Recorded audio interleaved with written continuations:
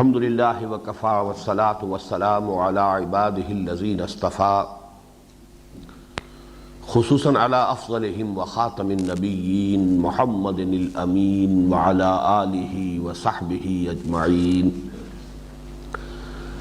اما بعد فقد قال اللہ تبارک وتعالی كما ورد فی سورة البقرہ اعوذ باللہ من الشیطان الرجیم بسم اللہ الرحمن الرحیم سيقول السفهاء من الناس ما ولاهم عن قبلتهم التي كانوا عليها قل لله المشرق والمغرب يهدي من يشاء إلى صراط مستقيم وكذلك جعلناكم أمة وسطا لتكونوا شهداء على الناس ويكون الرسول عليكم شهيدا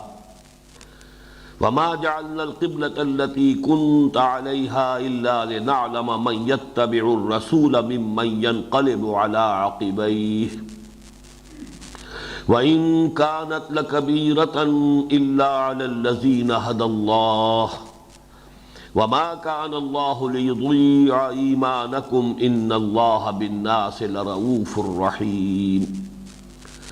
قد نرى تقلب وجهك في السماء فلنولينك قبلة ترضاها فول وجهك شطر المسجد الحرام وحيث ما كنتم فولوا وجوهكم شطره وإن الذين أوتوا الكتاب ليعلمون أنه الحق من ربهم وما الله بغافل عما يعملون وَلَئِنْ أَتَيْتَ الَّذِينَ أُوتُوا الْكِتَابَ بِكُلِّ آيَةٍ مَا تَبِعُوا قِبْلَتَكَ وَمَا أَنْتَ بِتَابِعٍ قِبْلَتَهُمْ وَمَا بَعْضُهُمْ بِتَابِعٍ قِبْلَةَ بَعْضٍ وَلَئِنِ اتَّبَعْتَ أَهْوَاءَهُمْ مِنْ بَعْدِ مَا جَاءَكَ مِنَ الْعِلْمِ إِنَّكَ إِذًا لَمِنَ الظَّالِمِينَ الذين آتيناهم الكتاب يعرفونه كما يعرفون أبناءهم وإن فريقا منهم ليكتمون الحق وهم يعلمون الحق من ربك فلا تكونن من الممترين ولكل وجهة هو موليها فاستبقوا الخيرات أينما تكونوا يأت بكم الله جميعا ان اللہ علی کل شیء قدیر ومن حیث خرجت فول وجهك شطر المسجد الحرام وانه للحق من ربك وما اللہ بغافل عما تعملون ومن حیث خرجت فول وجهك شطر المسجد الحرام وحيث ما كنتم فولوا وجوهكم شطره لئلا يكون للناس عليكم حجة ومن حيث خرجت فول وجهك شطر المسجد الحرام وحيث ما كنتم فولوا وجوهكم شطره لئلا يكون للناس عليكم حجة إلا الذين ظلموا منهم فلا تخشوهم واخشوني ولأتم نعمتي عليكم ولعلكم تهتدون كما أرسلنا فيكم رسولا منكم يتلو عليكم ويعلمكم الكتاب والحكمة ويعلمكم ما لم تكونوا تعلمون فاذكروني أذكركم واشكروا لي ولا تكفرون صدق الله العظيم رب اشرح لي صدري ويسر لي أمري واحلل عقدة من لساني يفقهوا قولي اللهم ربنا ألهمنا رشدنا وأعذنا من شرور أنفسنا اللهم أرنا الحق حقا وارزقنا اتباعه وأرنا الباطل باطلا وارزقنا اجتنابه اللهم وفقنا لما تحب وترضى آمین یا رب العالمین۔ ممکن ہے آپ حضرات حیران ہو رہے ہوں کہ آج میں نے اتنی طویل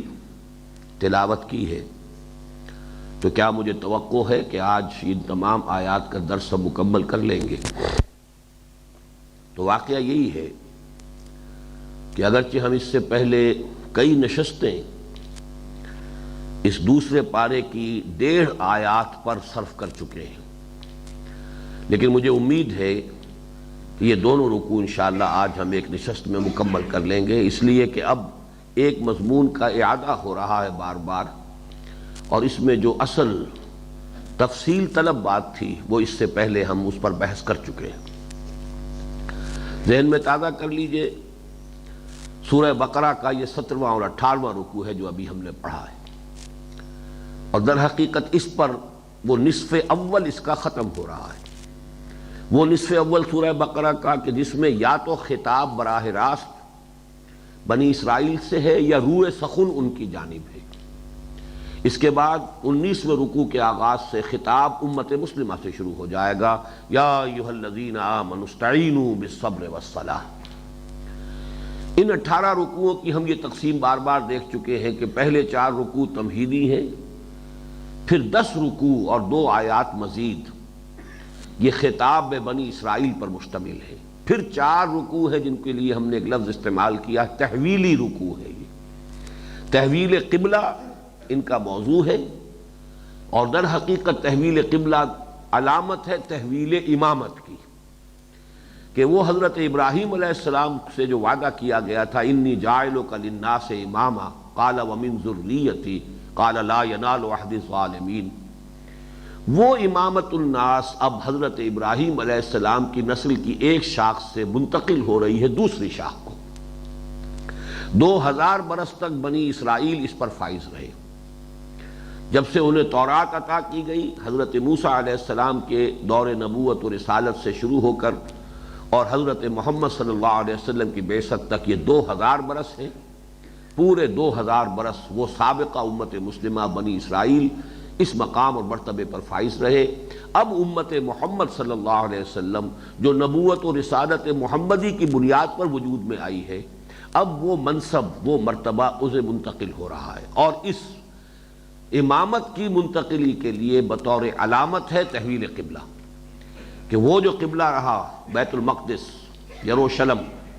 اب وہ ہمیشہ کے لیے متروک ہو رہا ہے، اور اب ہمیشہ کے لیے اہل توحید کا قبلہ جو ہے وہ خانہ کعبہ ہے، مسجد حرام ہے، بیت اللہ ہے۔ اس کے ضمن میں ہم نے پہلی آیت پڑھ لی، سَيَقُولُ السُّفَهَاءُ مِنَ النَّاسِ مَا وَاللَّهُ مَنْ قِبْلَتِهِمُ الَّتِي كَانُوا عَلَيْهَا، ان قریب کہیں گے نادان ناسمجھ بے وقوف لوگوں میں سے کہ کس چیز نے ان کا رخ پھیر دیا اس قبلے سے جس پر یہ پہلے تھے، اس لیے کہ حضور نے ہجرت کے بعد 16 مہینے بیت المقدس کی طرف رخ کر کے نماز پڑھی۔ قل للہ المشرق والمغرب، کہہ دیجئے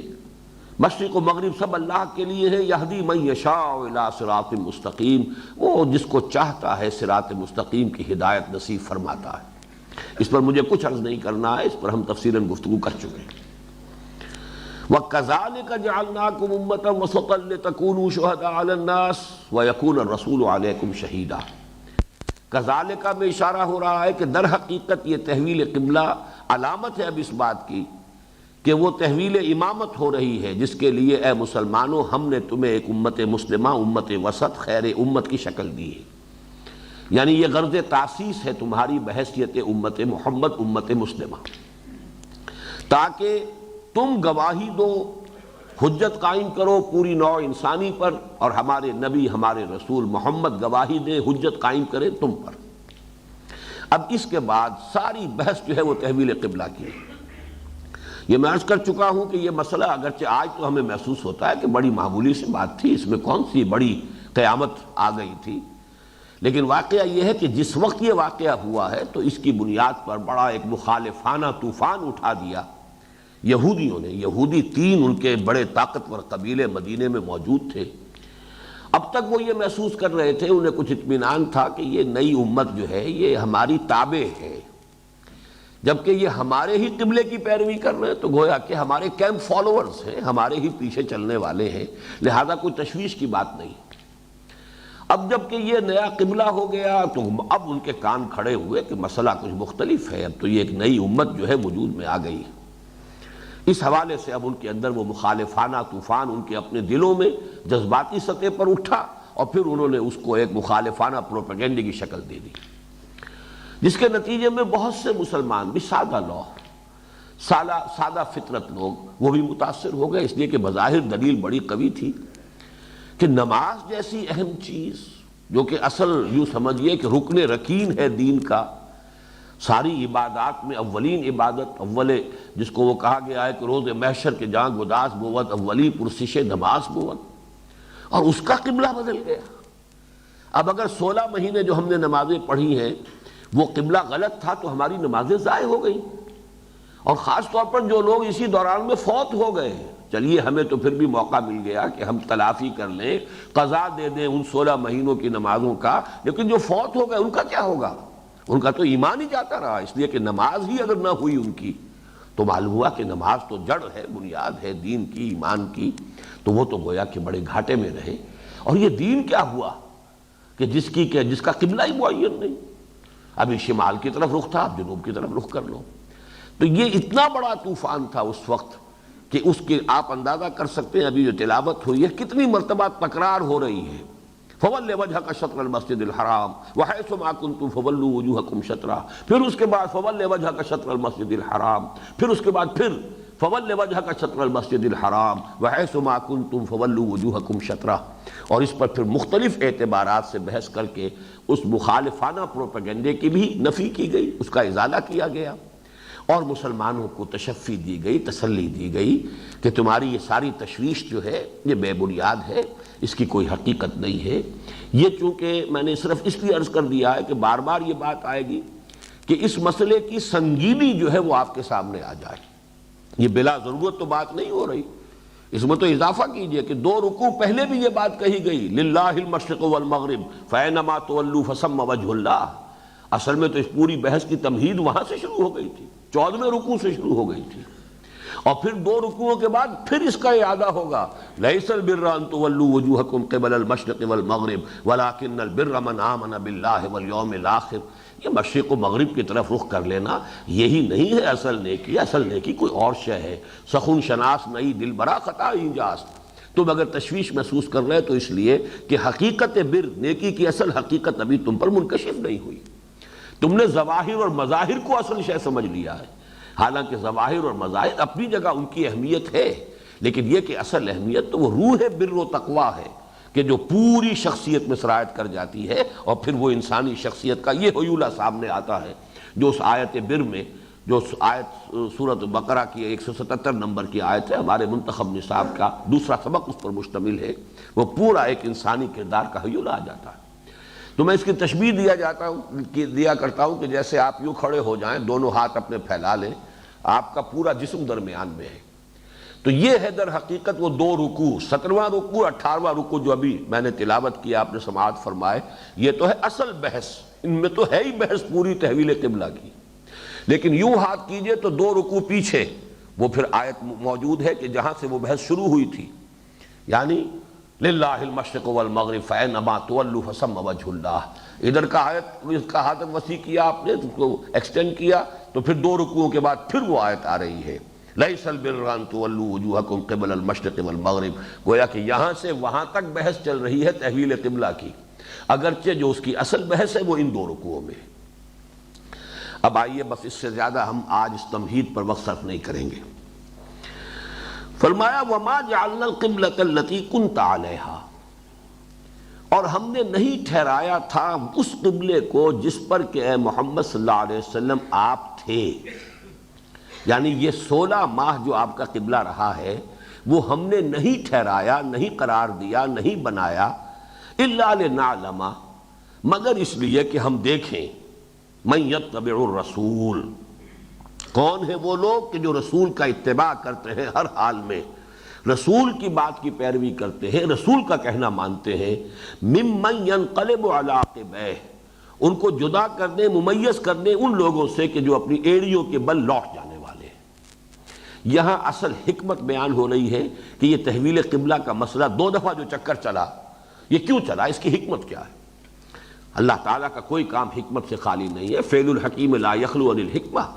کسی حکیم اور دانا انسان کا بھی کوئی فعل جو ہے وہ حکمت سے خالی نہیں ہوتا. تو اللہ تعالیٰ کا اتنا بڑا فیصلہ یہ بغیر حکمت کے کیسے ہے؟ حکمت ہے، اس کو سمجھو. لیکن پہلے نوٹ کیجئے کہ وما جعلنا میں اس کو اللہ تعالیٰ اپنی طرف منسوب کر رہے ہیں. حالانکہ پورے قرآن میں کوئی آیت ہمیں نہیں ملتی کہ جس میں حضور کو یہ حکم دیا گیا ہو کہ آپ خانہ کعبہ کی طرف رخ کرنے کی بجائے اب بیت المقدس کی طرف رخ کر کے نماز پڑھیے،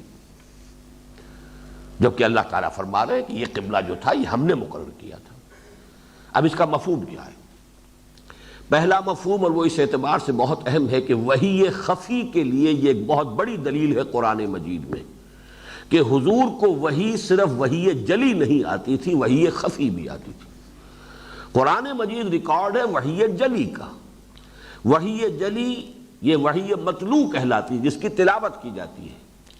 اور یہ وحی باللفظ ہے، اس کا ایک ایک حرف جو ہے وہ اللہ کی طرف سے ہے۔ ایک وحی خفی ہے کہ ایک مفہوم حضور صلی اللہ علیہ وسلم کے قلب مبارک پر اتار دیا جاتا تھا، اسے ہم القاء بھی کہتے ہیں، الہام بھی کہتے ہیں۔ یہ القاء اور الہام جو ہے عام انسانوں کو بھی ہو سکتا ہے، غیر نبی کو بھی ہو سکتا ہے، لیکن نبی کو جب القاء و الہام ہوتا ہے تو وہ بھی قطعی ہوتا ہے، وہ بھی اللہ تعالیٰ کے حکم کے درجے میں ہوتا ہے۔ جیسے کہ آپ کو معلوم ہے حضرت ابراہیم کو حضرت اسماعیل کو ذبح کر دینے کا حکم خواب میں ملا ہے، وہ وحی جلی نہیں تھی۔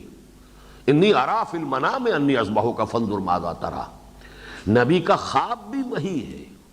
لیکن یہ جو چاہے رؤیا صالحہ ہو، چاہے وہ کوئی الہام ہے، کوئی القاء ہے، نفس فی الروع ہے، یہ تمام چیزیں جو یہ وحی خفی کہلاتی ہیں۔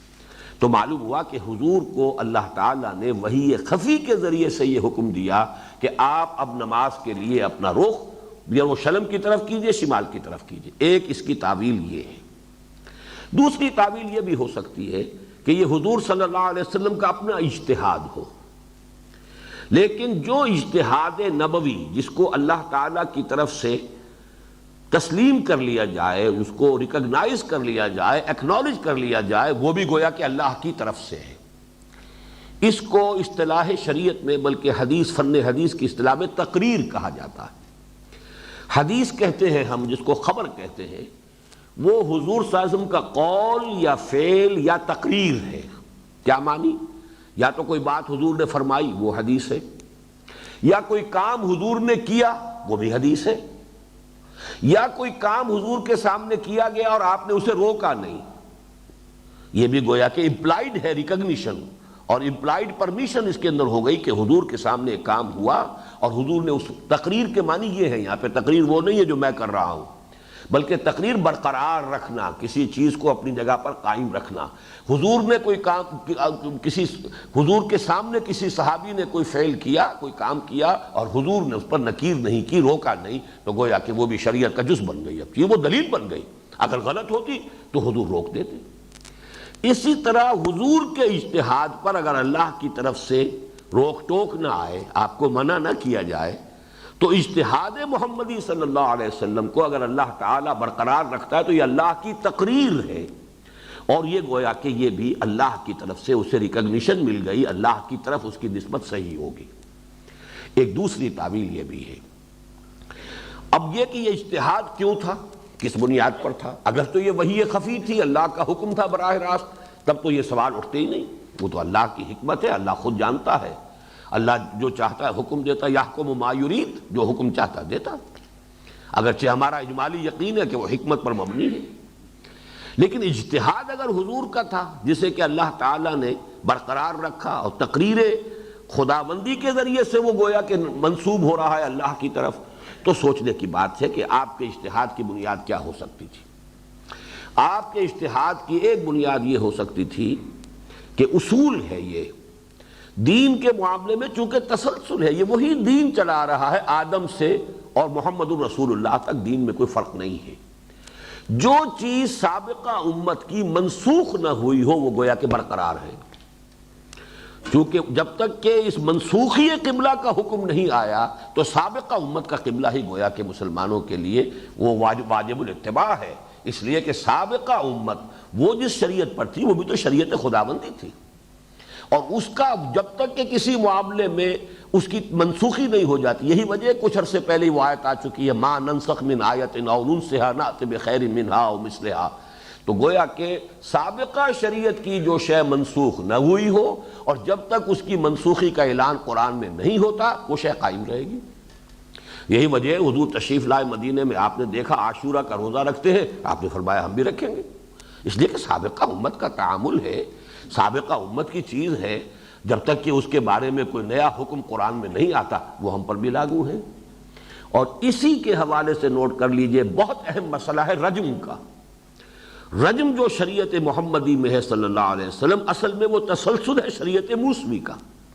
تورات کا حکم ہے کہ جس کو حضور نے پھر قائم رکھا ہے اور اپنے عمل کے ذریعے سے برقرار کیا رکھا ہے، حالانکہ اس کے لیے قرآن مجید میں کوئی آیت نازل نہیں ہوئی، لیکن قرآن مجید میں اس کی تنسیخ کا نہ آنا دلیل قطعی ہے کہ وہ رجم جو ہے برقرار رہے گا، اس لیے کہ سابقہ امت میں شادی شدہ زانی اور زانیہ کی سزا رجم ہے۔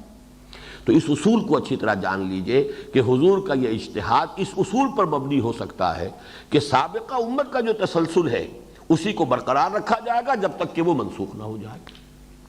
اس میں ایک اور بات بھی ہو سکتی ہے ضمنی، کہ حضور نے مصلحت کو بھی دیکھا ہو، اور وہ مصلحت یہ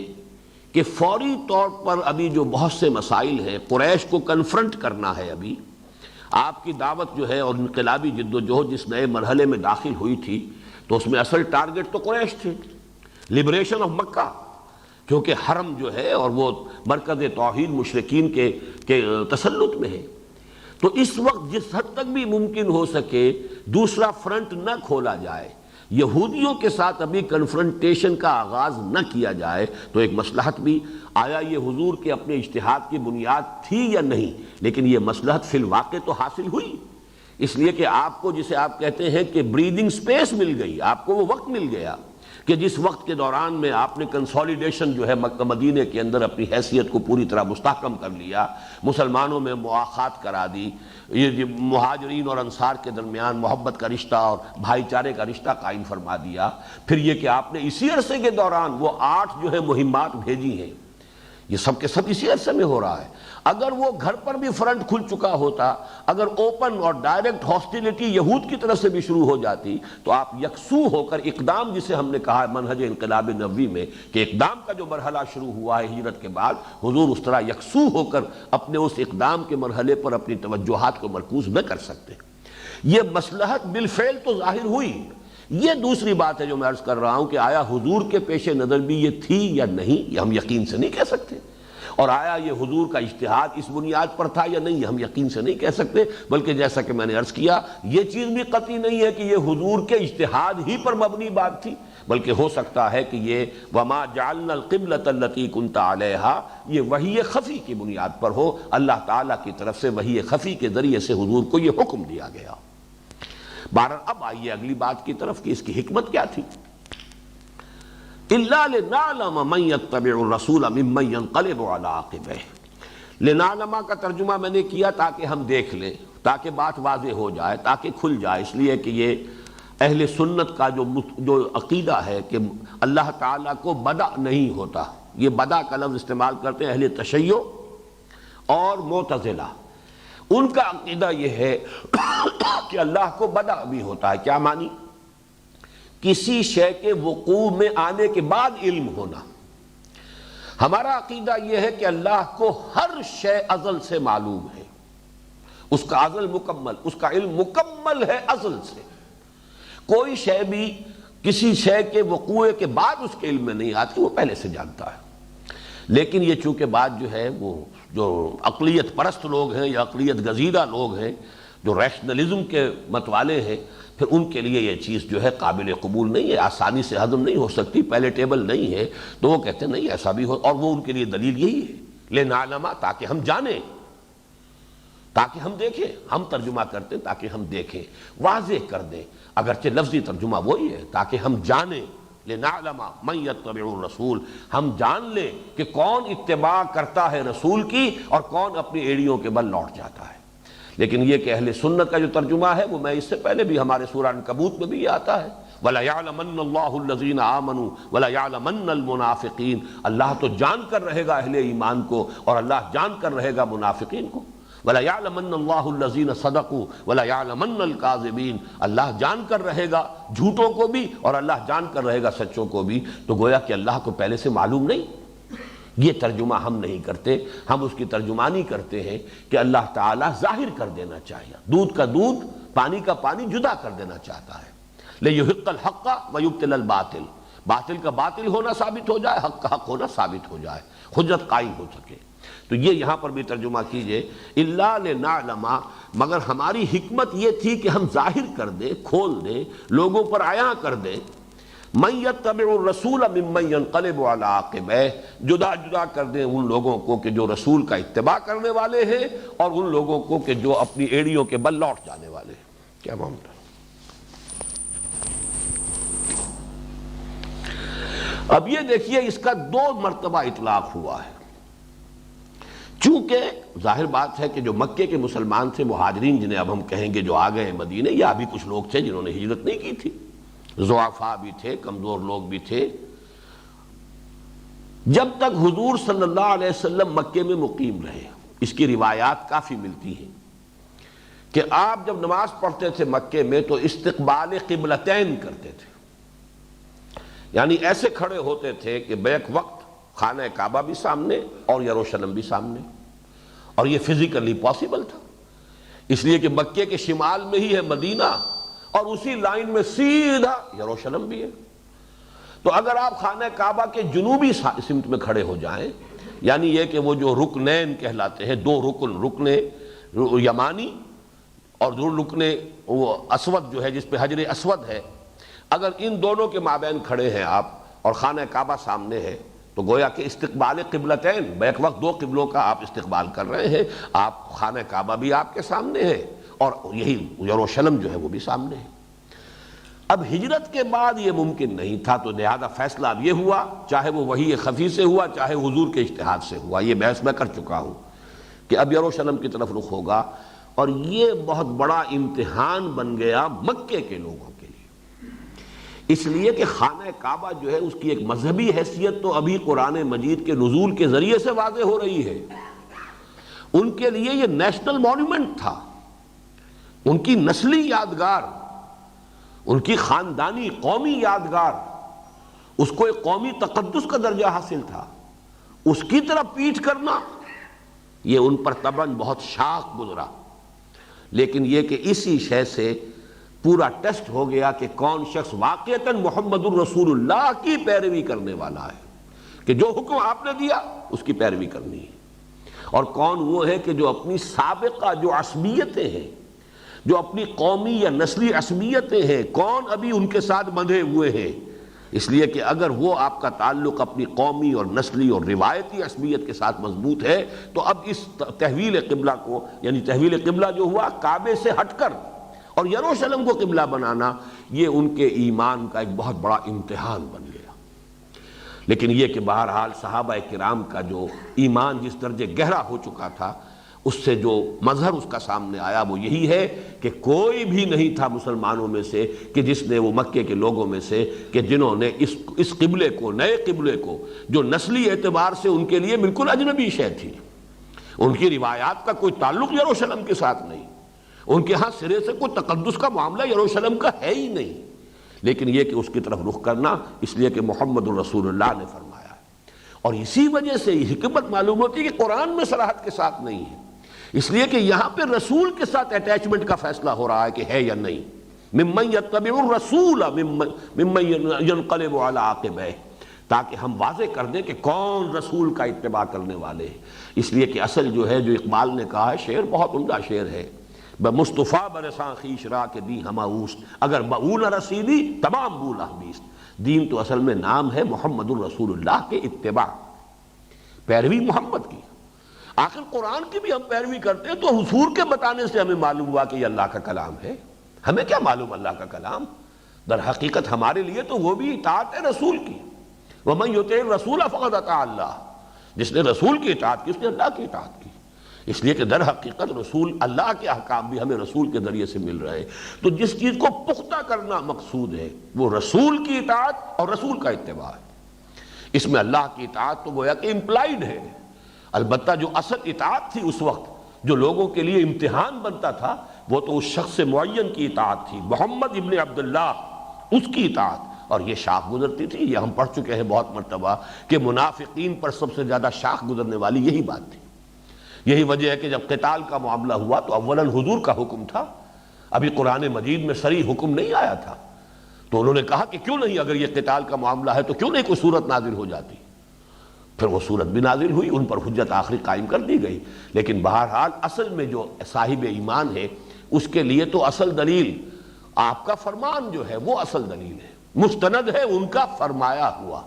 حقیقت میں محمد الرسول اللہ دی ہمہ اوست کا جو معاملہ ہے تو اس کو یہاں سے بھی آپ اخذ کر لیجئے کہ الا لنعلم من یتبع الرسول ممن ينقلب علی عقبیہ. اپنی سابقہ قومی اور اپنی روایتی عصبیت کی وجہ سے وہ ایڑیوں کے بل جو ہیں لوٹ جائیں، یہ کیا ہم نہیں پیروی کر سکتے؟ ہم تو ابراہیم کی نسل سے ہیں، ابراہیم کا بنایا ہوا یہ گھر ہے، ہم تو ملت حنیفی پر ہے. ہم نے تو اب تک یہی سمجھا تھا کہ محمد اسی ملت ابراہیمی کی تجدید کے لیے آئے ہیں، یہ ہمارا قبلہ بدلوا رہے ہیں. معلوم ہوا کہ نہیں، ایمان اتنا راسخ ہو چکا تھا کہ جو آپ فرماتے ہیں، جو آپ کا حکم ہے، جو آپ کا فرمان ہے، جب ہم نے مانا آپ اللہ کے رسول ہیں، وَمَا يَنْطِقُ عَنِ الْهَوَىٰ إِنْ هُوَ إِلَّا وَحْيٌ يُوحَىٰ، تو اس کا لازمی نتیجہ یہ ہے کہ ہم آپ کے ہر قول کو تسلیم کریں، آپ کے ہر فرمان پر لبیک کہیں. یہ ایمان کا اصل ٹیسٹ ہے. إِلَّا لِنَعْلَمَ مَن يَتَّبِعُ الرَّسُولَ مِمَّن يَنْقَلِبُ عَلَىٰ عَقِبَیْهِ. اب جب تحویل ہو رہی ہے تو دوسرا مرتبہ امتحان ہو گیا. اب امتحان ہو گیا، فرض کیجئے کوئی یہودی اسلام لے آیا، ایمان لے آیا. فرض کیجئے عبداللہ ابن سلام اس وقت تک ایمان لا چکے ہوں، مجھے تحقیق نہیں ہے کہ وہ کس مرحلے پر ایمان لائے، لیکن اگر کوئی یہود میں سے تھے کہ جو ایمان لے آئے تھے، ان کے لیے اب امتحان بن گیا کہ اب وہ یروشلم کی طرف پیٹھ کریں.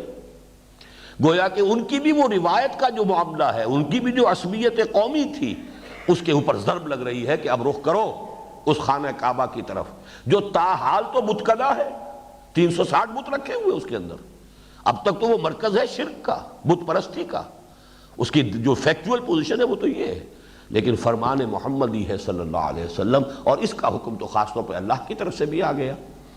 تو یہ گویا کہ دو طرفہ امتحان بن گیا. یہ امتحان لینا اللہ فرما رہے ہیں، یہ حکمت تھی کہ ہم نے کچھ عرصے کے لیے وہ قبلہ درمیانی عرصے کے لیے معین کیا، اور اب اس کی ہم تحویل کر رہے ہیں. وَمَا جَعَلْنَا الْقِبْلَةَ الَّتِي كُنْتَ عَلَيْهَا إِلَّا لِنَعْلَمَ مَن يَتَّبِعُ الرَّسُولَ مِمَّن يَنْقَلِبُ عَلَىٰ عَقِبَیْهِ وَإِن كَانَتْ لَكَبِيرَةً. اور یہ ان یہاں پر انا کے معنی میں ہے، اور یقیناً یہ بہت بڑی بات تھی، بہت بڑا امتحان تھا. یہ اصل میں بالکل اسی طرح کی بات ہے کہ جب حضرت ابراہیم علیہ السلام نے جب پیشانی کے بل لٹا لیا ہے حضرت اسماعیل علیہ السلام کو، تو جو اللہ تعالیٰ کی طرف سے پھر بات آئی ہے، بس ابراہیم بس واقع ان ھذا لہو البلاء المبین، یعنی ممتحن کی طرف سے شاباش کا اب اس سے زوردار انداز نہیں ہو سکتا کہ وہی واقعتاً امتحان بڑا کڑا تھا. اے ابراہیم شاباش ہے تمہیں کہ تم اس کڑے امتحان کے اندر بھی پورے اترے ہو. ان ھذا لہو البلاء المبین، یعنی یہ کہ ممتحن جو ہے اسے بس کرنی پڑی ہے. جس کا امتحان لیا جا رہا تھا اس نے تو اپنے اکلوتے بیٹے کی گردن کے اوپر چھری چلا دی. حکم کی فرما برداری تو پھر اس کا نام ہے. اذ قال له ربه اسلم قال اسلمت لرب العالمین فلما اسلما وتلہ للجبین. بالکل وہ بات یہاں کہی جا رہی ہے، یہ امتحان معمولی نہیں تھا. وَإِن كَانَتْ لَكَبِيرَةً، یقیناً یہ ایک بہت بڑی بات تھی. إِلَّا عَلَى الَّذِينَ هَدَى اللَّهُ، سوائے ان کے کہ جنہوں اللہ نے ہدایت دے دی ہو. یہاں یہ ہدایت کا لفظ آیا اس معنی میں جو سورہ تغابن میں ہے، وَمَن يُؤْمِن بِاللَّهِ يَهْدِ قَلْبَهُ، جو حقیقتاً ایمان رکھتا ہے اللہ پر، اللہ اس کے دل کو ہدایت دے دیتا ہے. ہدایت کس بات کی؟ تسلیم و رضا کی. سر تسلیم خم ہے جو مزاج یار میں آئے، جو حکم ہے حاضر، یہ ہے ہدایت. تو الا ان كانت لكبيرة الا على الذين هدى الله وما كان الله ليضيع ایمانكم. اور اے مسلمانوں اس تشویش میں مبتلا نہ ہو جاؤ کہ جو فوت ہو گئے ان کے ایمان ضائع ہو گئے، یا تمہاری 16 مہینہ کی نمازیں ضائع ہو گئی. نہیں، وہ بھی حکم رسول کا تھا. نمازیں ادھر پڑھی، وہ نمازیں بھی پوری ہیں، ان میں کوئی نقص نہیں ہے. اور یہ بھی حکم اب رسول کا اور اللہ کا تمہارے سامنے آ رہا ہے، اب ادھر نماز پڑھو گے تو چونکہ یہی اب حکم ہے، یہ نمازیں بھی صحیح ہیں اور درست ہیں، کسی کی کوئی نماز ضائع نہیں ہوئی. اور نماز کی عظمت کے اعتبار سے نماز کے لیے لفظ ایمان آ رہا ہے، چونکہ تشویش یہی ہو گئی تھی کہ ہمارا تو ایمان ضائع ہو گیا، خاص طور پر جو فوت ہو گئے اس عرصے کے دوران. چلیے جیسا کہ میں نے عرض کیا، ہمارے لیے تو امکان ہے 16 مہینے کی نمازوں کی بھی قضا دے لیں گے، لیکن یہ کہ جو مر گئے ان کا کیا ہوگا؟ وَمَا كَانَ اللَّهُ لِيُضِيعَ ایمانکم، اللہ کی یہ شان نہیں ہے کہ وہ تمہارے ایمانوں کو ضائع کر دے. ان اللہ بالناس لرؤوف الرحیم. یہ بالکل اسی طرح کا انداز ہے جس سورہ مائدہ میں آیت نازل ہوئی ہے. جب شراب کی حرمت کا آخری حکم آیا تو لوگوں کو تشویش ہوئی. اگر ایسی بری شے تھی، حرام مطلق تھی، نجس شے تھی، تو ہم تو اب کسی کو 60 برس ہو گئے پیتے ہوئے، کسی کو 50 برس ہو گئے پیتے ہوئے. تو انہیں یہ احساس ہوا کہ ہمارے تو وجود کے ہر سیل کے اندر شراب داخل ہوئی ہوئی ہے، یہ نجاست جو ہے اس سے ہم کیسے پاک ہوں گے؟ تو اس تشویش کے ازالے کے لیے وہ آیت نازل ہوئی کہ کوئی نہیں، لیس علی الذین آمنوا وعملوا الصالحات جناح فیما طعموا. اب تک جو کچھ کھا پی چکے اس میں کوئی جناح نہیں، کوئی ان کے اوپر گناہ نہیں، کوئی ان پر الزام نہیں. جب تک کہ حرمت کا آخری حکم نہیں آیا تھا تم شرابیں پیتے رہے، کوئی حرج کی بات نہیں. لیس علی الذین آمنوا وعملوا الصالحات جناح فیما طعموا اذا ما اتقوا وآمنوا وعملوا الصالحات ثم اتقوا وآمنوا ثم اتقوا واحسنوا واللہ یحب المحسنین. جبکہ وہ مسلسل ایمان کی طرف بڑھتے چلے گئے، جس وقت جو حکم آیا، جو مرحلہ آیا، بصر و چشم حاضر رہے. تو اب یہ جب تک کہ اس حرمت کا حکم آخری نہیں آیا تھا، جو تم نے کھایا پیا ہے، خنزیر کی حرمت کا بھی جب تک حکم نہ آیا ہو، اگر خنزیر بھی کھایا پیا ہے تو اس سے وہ کوئی تمہارے وجود کا جزو لازم نہیں بن گیا ہے، اس لیے کہ وہ اس وقت تک جب تک کہ حرمت کا حکم نہ آیا ہو اس وقت تک وہ حرام ہے ہی نہیں. لہذا کوئی تشویش جو ہے، یہ چنتا جو تمہیں ہو رہی ہے، اس کی کوئی ضرورت نہیں ہے، اس تشویش کو دور کر دو. وہی انداز یہ ہے وَمَا كَانَ اللَّهُ لِيُضِيعَ ایمانکم ان اللہ بالناس لرؤوف الرحیم. اللہ تو انسانوں کے حق میں رؤوف ہے، رحیم ہے. وہ کیسے ایسا معاملہ، اس سے کیسے تم توقع کرتے ہو، اندیشہ رکھتے ہو کہ وہ ایسے خلوص کے ساتھ پڑھی ہوئی نمازیں ضائع کر دے گا؟ قد نرى تقلب وجهك في السماء. یہاں کننا کا لفظ محذوف ہے، قد کننا نرا. یہاں قد آیا ہے صرف تاکید کے لیے، اصل میں کننا نرا، ہم دیکھتے رہے تھے. یہ در حقیقت ماضی استمراری کے لیے ہے. قد کننا نرا، ہم یقیناً دیکھتے رہے تھے اے نبی. تقلب وجهك في السماء، آپ کے چہرے کا بار بار آسمان کی طرف اٹھنا. ایک حالت منتظرہ کہتی تھی حضور پر صلی اللہ علیہ وسلم، کب یہ حکم آئے. یہ حالت منتظرہ، یہ آپ کا بار بار وحی کے انتظار میں، یہ آپ کی نگاہوں کا آسمان کی طرف اٹھنا. پہلے تو یہ دیکھیے کہ حضور کے ساتھ خطاب کا کیا انداز ہے، شفقت اور محبت اور عنایت اور التفات جسے کہتے ہیں. قد نرى تقلب وجهك في السماء، ہم دیکھتے رہے یقیناً اے نبی، اے محمد، آپ کے چہرے کا بار بار آسمان کی طرف اٹھنا. فَلَنُوَلِّيَنَّكَ قِبْلَةً تَرْضَاهَا، تو ہم لازماً تحویل کر دیں گے، پھیر دیں گے اس قبلے کی طرف جو آپ کو پسند ہے.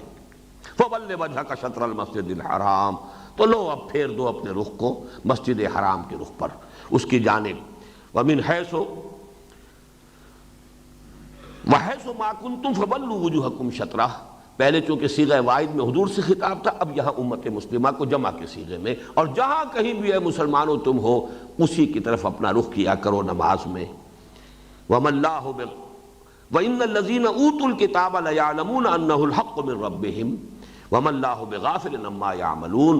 اور جن لوگوں کو کتاب دی گئی تھی وہ خوب جانتے ہیں کہ یہ حق ہے ان کے رب کی طرف سے، اور اللہ غافل نہیں ہے اس سے جو کچھ وہ کر رہے ہیں. اب یہاں بھی جو ایک مسئلہ ہے وہ یہ کہ حضور کیوں منتظر تھے، بار بار کیوں آپ کی نگاہ اٹھ رہی تھی. اس کی تعویلات یہ ہو سکتی ہیں کہ ایک تو بربنائے طبع حضور کو بھی جو کعبے کے ساتھ محبت تھی، جب ہجرت کے لیے روانگی کے وقت جو ہے آپ لپٹے ہیں کعبے کے ساتھ،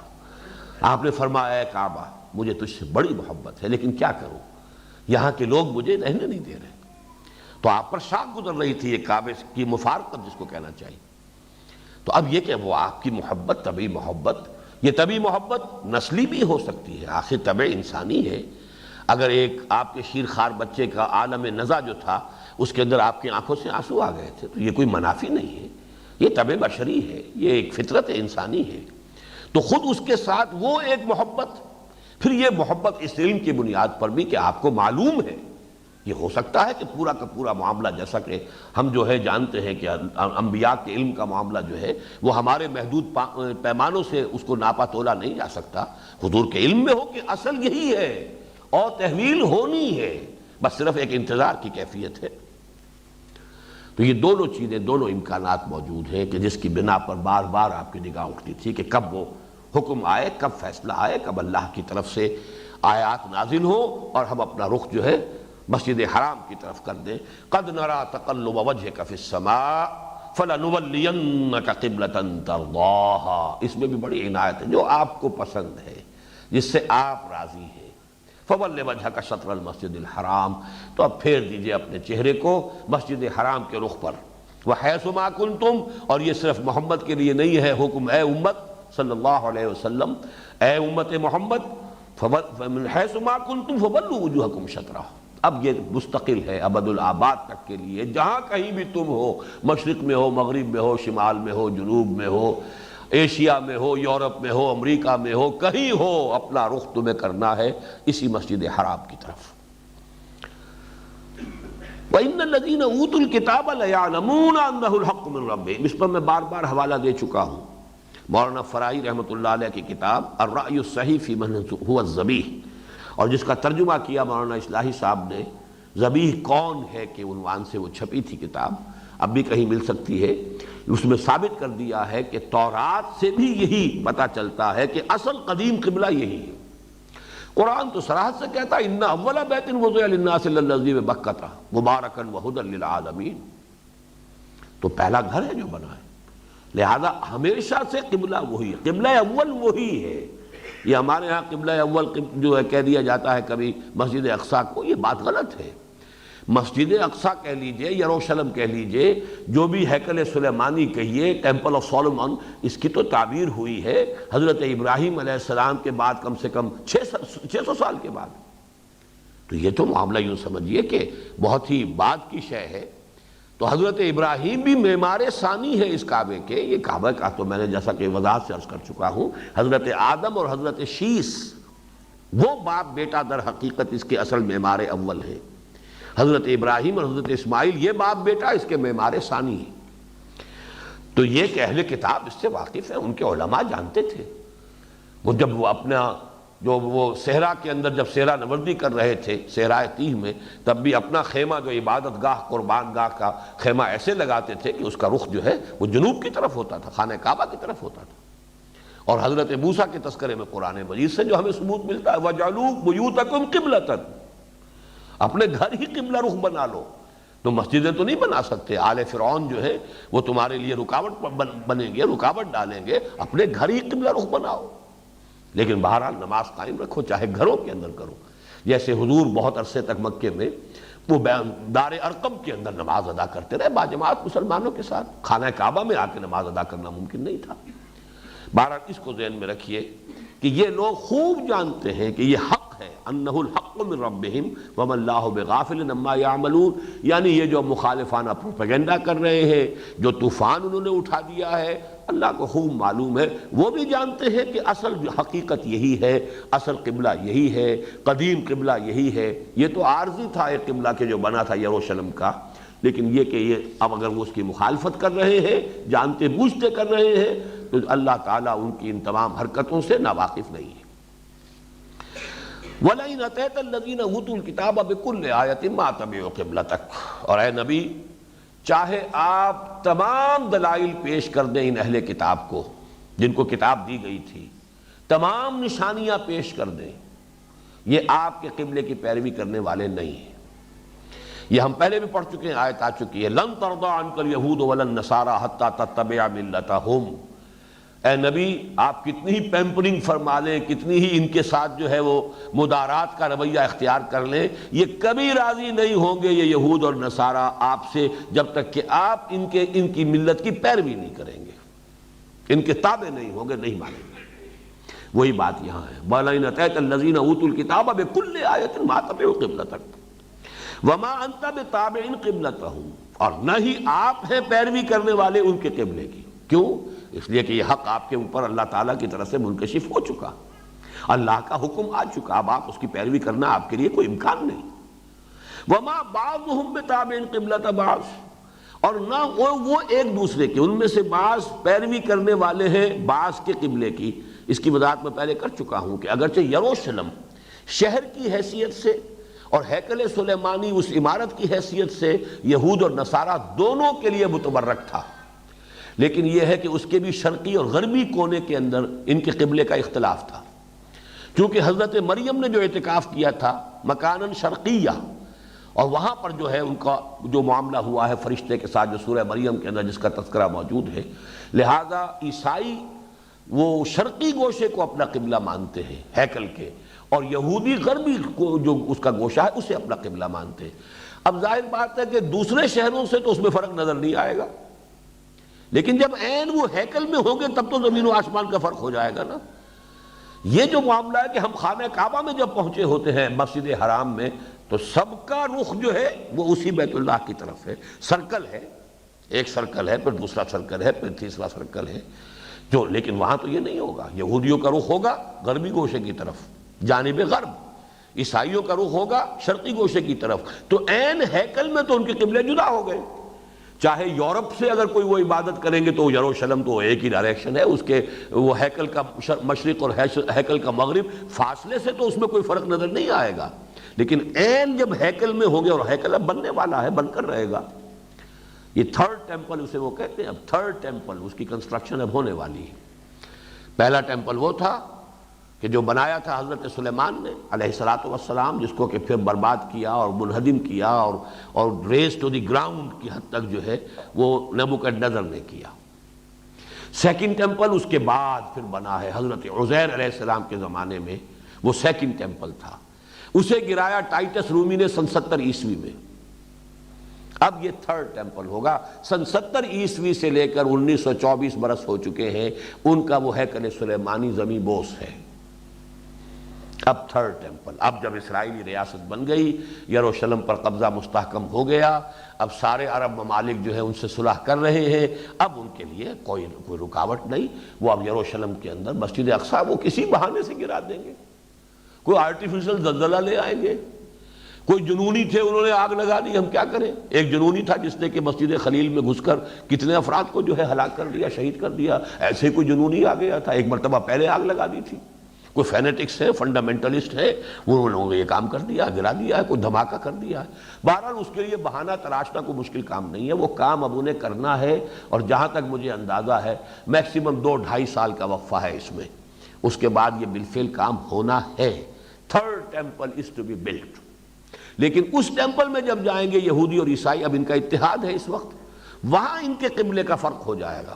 اگرچہ فاصلے سے ان کا قبلہ ایک ہی ہے، یروشلم ایک ہی شہر ہے اور ٹیمپل آف سولومن جو ہے وہ ایک ہی عمارت ہوگی۔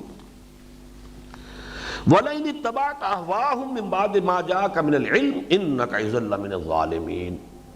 اور اے نبی اگر آپ نے ان کی خواہشات کی پیروی کی اس کے بعد کہ آپ کے پاس یہ العلم آ گیا ہے، ہمارا حکم آ گیا ہے، اب اگر آپ صرف ان کو راضی کرنے کے لیے، وہ جو میں نے عرض کیا کہ عین ممکن ہے کہ مصلحت حضور کے سامنے یہ رہی ہو،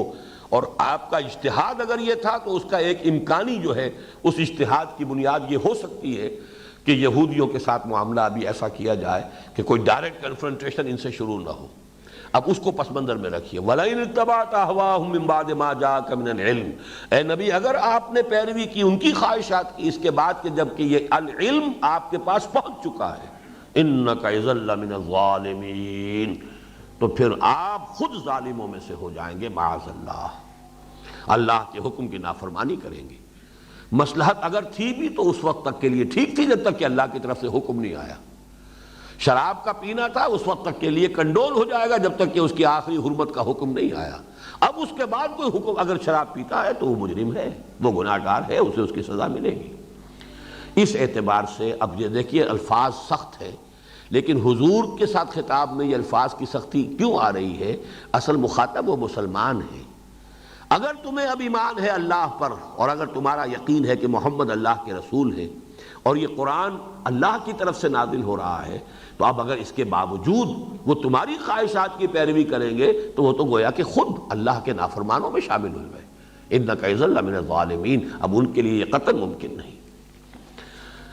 اب وہ بات جو ہے زیادہ کلیئر ورڈز میں آ رہی ہے کہ ان کو خوب معلوم ہے کہ یہی قبلہ حق ہے۔ الذین آتیناہم الکتاب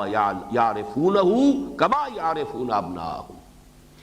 یہ یعرفونہ میں جو ضمیر مفعولی ہے پہچانتے ہیں اس کو، اس کا رخ حضور کی ذات کی طرف بھی ہو سکتا ہے کہ آپ کو پہچانتے ہیں کہ آپ اللہ کے نبی ہیں۔ اس کا رخ جو ہے قرآن کی طرف بھی ہو سکتا ہے کہ جانتے ہیں کہ قرآن حق ہے۔ اور یہاں پر چونکہ یہ سیاق و سباق میں قبلے کی بات آ رہی ہے، یہ اس قبلے کی طرف بھی ہو سکتا ہے کہ ان لوگوں کے علم میں ہے۔ اور یہ میں پہلے بیان کر چکا ہوں کہ الذین آتیناہم جب آتا ہے، جبکہ یہ معروف کے صیغے میں آتا ہے، تو جو ان کے اچھے لوگ ہیں، جو ان کے حق پسند لوگ ہیں، جو ان میں بہتر لوگ تھے نسبتاً، ان کی طرف اشارہ ہوتا ہے۔ اور جب الذین اوتوا الکتاب مجہول کا صیغہ ہوتا ہے تو جو ان کے اشرار تھے، جو ان کے فساق و فجار تھے، جو کہ حق کے پہچاننے کے اندر کوتاہی کر رہے تھے، وہ ان کی طرف اشارہ ہوتا ہے۔ مقام ضم میں جب ہوگا تو مجہول میں ہوگا الذین اوتوا الکتاب، جو کتاب دیے گئے۔ مقام مدح میں کہیں مقام آئے گا تو وہ معروف میں آئے گا الذین آتیناہم الکتاب، وہ لوگ جنہیں ہم نے کتاب عطا فرمائی ہے۔ لَيَعْلَمُونَ أَنَّهُ الْحَقُّ مِنْ رَبِّهِمْ، لام یہاں پر تاکید کے لیے ہے، خوب پہچانتے ہیں۔ يَعْرِفُونَهُ كَمَا يَعْرِفُونَ أَبْنَاءَهُمْ، ایسے پہچانتے ہیں اس کو جیسے کہ اپنے بیٹوں کو پہچانتے ہیں۔ وَإِنَّ فَرِيقًا مِّنْهُمْ لَيَكْتُمُونَ الْحَقَّ وَهُمْ يَعْلَمُونَ، لیکن ان میں سے بھی ایک گروہ ہے ایسا کہ جو جانتے بوجھتے حق کو چھپا رہا ہے۔ الحق من ربک فلا تکونن من الممترین، لیکن اب یہ حق آ گیا ہے اے مسلمانوں یا اے نبی آپ کے رب کی طرف سے، تو ہرگز مت بنیے اس میں کوئی بھی شک کرنے والے۔ ظاہر بات ہے کہ محمد الرسول اللہ صلی اللہ علیہ وسلم کو کسی شک کا کوئی امکان نہیں، لیکن خطاب یہاں بظاہر حضور سے حقیقت میں ان مسلمانوں سے ہو رہا ہے جن کو کہ اس تحویل قبلہ پر تشویش پیدا ہو گئی تھی۔ وَلِكُلٍّ وِجْهَةٌ هُوَ مُوَلِّيهَا، اب یہاں پھر قبلے کی جو بنیادی حکمت ہے اس کے پر گفتگو ہو رہی ہے۔ ہر ایک کے لیے کوئی ہدف ہوتا ہے، وجہ چہرہ جدھر کیا جائے، جدھر رخ اختیار کیا جائے، ہوا مولیہا، وہ اسی کی پیروی کرنے والا ہے، اسی کا اتباع کرنے والا ہے۔ گویا کہ یہ کہ ہر امت کے لیے ایک مرکز، جیسے کہ اب یہ یہود کے لیے یروشلم ہے، یہ اے مسلمانوں جو قبلہ اہل توحید ہے وہ یہ خانہ کعبہ ہے۔ لیکن یہاں سے بات کا رخ بڑے معنوی انداز کے اندر، جو معنوی حقیقت ہے اس کی طرف پھیرا جا رہا ہے۔ فاستبقوا الخیرات، یعنی جیسے کہ کہیں دوڑ لگتی ہے تو کوئی نشان مقرر کر لیا جاتا ہے کہ وہاں تک پہنچنا ہے، جو پہلے جا کر ہاتھ لگا دے گا وہ جیت گیا۔ تو استباق کہتے ہیں دوڑنا ایک دوسرے سے آگے نکلنے کے لیے، سبقہ آگے نکل جانا، استباق باب افتعال ہو گیا اور اس میں مقابلہ ہے۔ تو مسلمانوں تم دوڑ لگاؤ نیکیوں کی طرف، نیکی جو ہے وہ تمہارا ہدف بن جائے، تم ایک دوسرے سے آگے نکلو، ایک دوسرے سے آگے نکلنے کی کوشش کرو، لیکن تمہارا یہ مقابلہ، تمہاری یہ مسابقت جو ہے وہ دنیا کے لیے نہ ہو، مال و دولت کے لیے نہ ہو، یہ وہ معنوی حقیقت کی طرف کہ تمہارا رخ مانند تو ہونا چاہیے خیرات، حسنات، نیکیوں کی طرف۔ باقی یہ کہ ایک مادی اور ظاہری بھی قبلہ ہوتا ہے وہ اب تمہارے لیے طے ہو چکا، اور الوحی الہی نے اس کے لیے فیصلہ کر دیا ہمیشہ کے لیے، وہ خانہ کعبہ ہے۔ البتہ تمہارا معنوی قبلہ وہ تو نیکیاں، بھلائیاں، حسنات، تقوی، بر، یہ ہے جو در حقیقت تمہارا اصل قبلہ ہے، جس کی طرف کہ تمہیں دوڑ لگانی ہے، جس کی طرف بڑھنے میں ایک دوسرے سے مسابقت کرو اور مقابلہ کرو۔ اینما تکونوا یأت بکم اللہ جمیعا، پھر جہاں کہیں بھی تم ہوگے اللہ تعالیٰ تم سب کو لے آئے گا، جمع کر دے گا۔ وہ یوم الحشر جو ہے وہ آ کر رہے گا، ذالک یوم التغابن، وہ جو ہار اور جیت کے فیصلے کا دن ہے، کون جیتا کون ہارا، کون پیچھے رہ گیا، کون آگے نکل گیا، کون متقدم ہوا اور کون متاخر ہوا، یہ سب چیزیں جو ہیں اس وقت طے ہو جائیں گی، تمہیں جمع کر دے گا۔ ان اللہ علی کل شیء قدیر، یقیناً اللہ تعالی ہر چیز پر قادر ہے۔ اب پھر دیکھیے اس معاملے کی اہمیت میں بیان کر چکا ہوں، کس تکرار کے ساتھ اب اس بات کو جو ہے بیان کیا جا رہا ہے۔ وَمِنْ حَيْثُ خَرَجْتَ فَوَلِّ وَجْهَكَ شَطْرَ الْمَسْجِدِ الْحَرَامِ، جہاں سے بھی نکلو، یعنی یہ جو قبلہ ہے یہ سفر اور حضر دونوں کا ہے، کہیں سفر میں ہو تب بھی یہی ہے، مِنْ حَيْثُ خَرَجْتَ فَوَلِّ وَجْهَكَ شَطْرَ الْمَسْجِدِ الْحَرَامِ، جہاں کہیں بھی ہو۔ بہرحال اسی لیے یہ ہمارے ہاں فقہی طور پر لازم ہے، آپ کہیں بھی ہو نماز شروع کرتے ہوئے پوری اپنی حد تک کوشش کرنی چاہیے کہ قبلے کی طرف آپ کا رخ ہو۔ البتہ دوران سفر آپ ریل گاڑی میں ہیں، فرض کیجئے نماز پڑھ رہے ہیں، پہلے آپ کا رخ ہونا چاہیے قبلے کی طرف، لیکن دوران سفر ریل گاڑی کا رخ بدل گیا تو کوئی پرواہ نہیں۔ ہوائی جہاز میں اگر نماز پڑھ رہے ہیں تو اس وقت اپنی امکانی حد تک پتہ کیجئے اس وقت میں کہاں ہوں، اور جغرافیے کے حوالے سے آپ ایک قبلے کا رخ معین کر سکتے ہیں۔ تو اس وقت ابتدا میں تو بہرحال اس کا رخ جو ہے قبلے کی طرف ہوگا، اس کے بعد یہ کہ ڈائریکشن چینج ہو جائے تو کوئی بات نہیں۔ اس حوالے سے سفر کے اندر بھی اس قبلے کو اسی طریقے سے اس کی پابندی کرنی ہے۔ وَمِنْ حَيْثُ خَرَجْتَ فَوَلِّ وَجْهَكَ شَطْرَ الْمَسْجِدِ الْحَرَامِ وَإِنَّهُ لَلْحَقُّ مِنْ رَبِّكَ وَمَا اللَّهُ بِغَافِلٍ عَمَّا تَعْمَلُونَ۔ دیکھیے یہاں پر بھی بڑا تہدید آمیز انداز ہے، دھمکی کا، انذار کا، اور یہ حق ہے تمہارے رب کی طرف سے۔ اور دیکھو اے مسلمانوں، اللہ غافل نہیں ہے اس سے جو تم کر رہے ہو۔ اگر تم نے اب اس سے اعراض کیا، روگردانی کی، کوئی عصبیت جو ہے، یعنی وہ لوگ کہ جو مدینے میں ایمان لائے تھے ان میں بس یہودی، تو ان کے دلوں میں تو عظمت ہے، پوری طریقے سے محبت اور عظمت ہے، وہ یروشلم کی ہے۔ لیکن جو مسلمان بھی، جو اوس اور خزرج کے لوگ، ان کے زیر اثر تھے، چونکہ وہ کلچر کے اعتبار سے، ثقافت کے اعتبار سے انہی کے تابع تھے۔ ان میں سے بھی بہت سے لوگ ہو سکتے ہیں کہ جنہیں یہ شاق گزر رہا ہو۔ اب ان کا تہدید آمیز انداز ہے۔ ابتدا میں صیغہ واحد کا، گویا کہ حضور سے گفتگو ہو رہی ہے، لیکن ظاہر بات ہے کہ حضور کے لیے تو اس کا کوئی امکان ہی نہیں، دونوں اعتبارات سے۔ ایک طرف آپ اللہ کے نبی ہیں، اللہ کا ہر حکم جو ہے انا اول المسلمین، دوسری طرف یہ کہ آپ کو تو طبعاً ظاہر بات ہے کہ خانہ کعبہ سے محبت ہے، لہذا یہاں اس کا کوئی امکان ہی نہیں کہ کسی بھی درجے میں تحویل قبلہ آپ پر شاق گزرے، بلکہ آپ تو اس کے منتظر تھے۔ قد نرى تقلب وجهك في السماء فلنولينك قبلة ترضاها۔ تو یہاں اصل میں ان کی طرف اشارہ ہے، وَمَا اللَّهُ بِغَافِلٍ عَمَّا تَعْمَلُونَ۔ اے مسلمانوں، جیسا کہ پہلے آیا تھا یہود کے بارے میں، وَمَا اللَّهُ بِغَافِلٍ عَمَّا يَعْمَلُونَ، وہاں یعملون تھا صیغہ غائب کا، اور یہاں آ گیا وَمَا اللَّهُ بِغَافِلٍ عَمَّا تَعْمَلُونَ۔ اب یہاں مسلمانوں سے خطاب ہے۔ اگر کسی درجے میں کسی مسلمان کو یہ گراں گزر رہا تھا، یہ فیصلہ اللہ کا، یہ تحویل قبلہ جو ہے شاق گزر رہا تھا، تو گویا کہ ان کو تہدید کے انداز میں، دھمکی کے انداز میں، وَمَا اللَّهُ بِغَافِلٍ عَمَّا تَعْمَلُونَ، جو کچھ تم کر رہے ہو اللہ اس سے ناواقف اور بے خبر نہیں۔ پھر دیکھیے وَمَنْ حَيْثُ خَرَجْتَ فَوَلِّ وَجْهَكَ شَطْرَ الْمَسْجِدِ الْحَرَامِ وَحَيْثُ مَا كُنْتُمْ فَوَلُّوا وُجُوهَكُمْ شَطْرَهُ، جہاں سے بھی تم نکلو پھیر دو اپنے رخ کو مسجد حرام کی طرف۔ اب فرض کیجئے آپ سفر تو کر رہے ہیں، جا رہے ہیں شمال کی طرف، نماز پڑھنی ہے تو جنوب کی طرف رخ کرنا پڑے گا۔ اب فرض کیجئے کہ ایک شخص جو ہے مکے سے جا رہا ہے اور وہ جا رہا ہے جدہ کی طرف، تو جدہ تو مغرب میں ہے، نماز پڑھتے ہوئے واپس پھر جو ہے ان کے وہاں سے مشرق میں ہے خانہ کعبہ مکہ مکرمہ، رخ ادھر کرنا پڑے گا۔ وَمِنْ حَيْثُ خَرَجْتَ فَوَلِّ وَجْهَكَ شَطْرَ الْمَسْجِدِ الْحَرَامِ وَحَيْثُ مَا كُنْتُمْ، پھر جمع کا صیغہ فَوَلُّوا وُجُوهَكُمْ شَطْرَهُ، جہاں کہیں بھی تم ہو پھیر دو اپنے چہروں کو اسی کی جانب۔ لِأَلَّا يَكُونَ لِلنَّاسِ عَلَيْكُمْ حُجَّةٌ إِلَّا الَّذِينَ ظَلَمُوا مِنْهُمْ۔ اس حصے کو سمجھنے میں کافی دقت ہوئی ہے بہت سے حضرات کو، اور مجھے بھی یہ بمشکل سمجھ میں آیا ہے، لیکن الحمدللہ کہ اب مجھے اس پر پورا انشراح ہے کہ اس قبلے کے تحویل پر حجت کیسے قائم ہو سکتی تھی مسلمانوں پر، کدھر سے حجت قائم ہوتی؟ حجت کا اگر تحویل نہ کرتے، لِأَلَّا يَكُونَ لِلنَّاسِ عَلَيْكُمْ حُجَّةٌ، اس تحویل قبلہ سے در حقیقت اللہ نے تمہیں ایک الزام سے بچا لیا ہے۔ یہ الزام کدھر سے آ سکتا تھا؟ ظاہر بات ہے کہ تورات کے علماء تو موجود تھے، تورات کے علماء تو یہ جانتے تھے کہ اصل قبلہ وہی ہے۔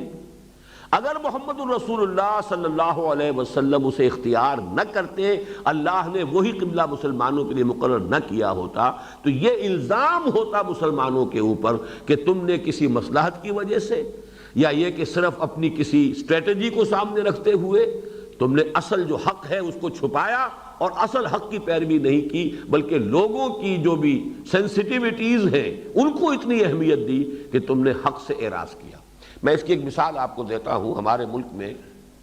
اہل حدیث مسلک جو ہے یہ یوں سمجھیے کہ بہت بعد میں آیا ہے، دیر میں آیا ہے۔ یہاں تو شروع سے تو اسلام کا ایک ہی ورژن تھا، اور وہ حنفیت۔ لیکن یہ کہ جب یہ اہل حدیث مسلک بھی، حدیث کے علم کا جب چرچا پھیلا ہے، پھر مسلک اہل حدیث بھی آیا، تو ایک شخصیت ہے سید نذیر حسین محدث دہلوی، جن کو یہ اہل حدیث حضرات کہتے ہیں شیخ الکل۔ وہ یہاں پر اصل میں اس مسلک کے اہل حدیث کی یوں سمجھیے کہ آغاز کرنے والے، پھیلانے والے، پرچار کرنے والے، بڑی زبردست علمی شخصیت، لیکن وہ رفع یدین نہیں کرتے تھے، اور ان کی حجت یہ تھی نہ کرنے کی کہ خام خواہ یہ شے اتنی ضروری نہیں ہے کہ جس کی وجہ سے فتنہ کھڑا کیا جائے، مسلمان چونک جائیں گے، کیونکہ اس ملک میں تو وہی ایک حنفی نماز ہی لوگ جانتے ہیں، اس سے اور کسی نماز سے کوئی ملک ایسا ہو جس میں کوئی شافعی بھی آباد ہو، کوئی حنبلی بھی آباد ہو، کوئی اور بھی آباد ہو، تب تو لوگوں کو مختلف شکلیں جو ہے نمازوں کی معلوم ہیں، تو کوئی نہ کوئی ان کا جو ہے وہ دل بھی کشادہ ہے، ذہن بھی کشادہ ہے۔ یہاں تو ایک ہی نماز سے واقف ہے، اس سے ذرا روگردانی ہو گئی تو فتنہ کھڑا ہو جائے گا، لوگ آپ کی بات ہی نہیں سنیں گے۔ اس مصلحت کی وجہ سے وہ رفع یدین نہیں کرتے تھے قائل ہونے کے باوجود۔ چنانچہ یہ مسلک شاہ ولی اللہ سے چلا آ رہا ہے، انہوں نے لکھا ہے رفع یدین کرنے والا نہ کرنے والے سے بہتر ہے، لیکن یہ ایسی شے نہیں ہے کہ جس کی وجہ سے عوام کے اندر خامخواہ کوئی فتنہ اور فساد اور اختلاف کی جو ہے آگ اس کو بھڑکا دیا جائے۔ سر سید احمد خان مرحوم بھی وہابی تھے، اہل حدیث تھے، رفع یدین کرتے تھے۔ انہوں نے مناظرہ کیا سید نذیر حسین محدث دہلوی سے، اور ان کو قائل کیا، آخر لاجواب کر دیا کہ جب تم مانتے ہو کہ حق یہ ہے تو صرف لوگوں کے ڈر کی وجہ سے تم نہیں کرتے۔ انہوں نے ہاتھ جوڑ دیا، ٹھیک ہے کروں گا بابا، کل سے کروں گا۔ تو یہ جو حجت قائم ہوتی ہے کہ جب معلوم ہے تمہیں کہ حق یہ ہے، پھر تم اس کی پیروی نہیں کر رہے، تو ایک حجت ہو گئی نا۔ تو گویا کہ وہ اہل علم، اہل کتاب جو اس حقیقت سے آشنا تھے، واقف تھے، وہ الزام عائد کرتے، حجت قائم کرتے مسلمانوں کے حضور کے خلاف کہ حق تو یہ تھا، اگر یہ تمہاری نگاہوں سے اوجھل رہا تو بھی تمہاری نبوت کے اوپر ایک تان آ گیا، ایک شک اور شبے کی بات پیدا ہو گئی، اور اگر حق سے اعراض کیا ہے مصلحت کی وجہ سے تب بھی گویا کہ استقامت کے اندر کمی ہوئی۔ یہ حجت اے مسلمانوں تم پر قائم ہو جاتی اگر یہ تحویل قبلہ نہ ہو اور تمہارا رخ جو ہے مسجد حرام کی طرف نہ کر دیا جائے۔ اب حجتیں دو طرف سے آ سکتی تھی، اس وقت آ رہی ہے الا الذین ظلموا منہم کی جانب سے، جو کہ نا انصاف ہیں، مجرم ہیں، فاسق و فاجر ہیں، وہ بھی تمہارے خلاف طوفان اٹھا رہے ہیں